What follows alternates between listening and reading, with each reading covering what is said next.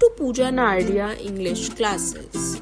आज के वीडियो में हम करेंगे एंटोनिम्स ऑफ अस्लीप। सबसे पहले जानते हैं एंटोनिम्स का अर्थ। एंटोनिम का मतलब हिंदी में विलोम शब्द या विपरीतार्थक शब्द होता है। In this video we will do antonyms of asleep.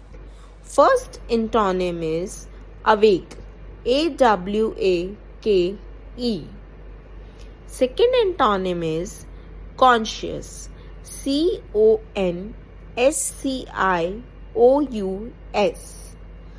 Third antonym is attentive, A-T-T-E-N-T-I-V-E.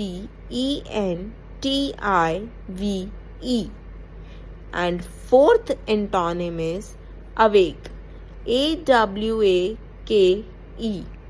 I hope this video was helpful for you. Thanks for watching. For more videos, like and subscribe the channel.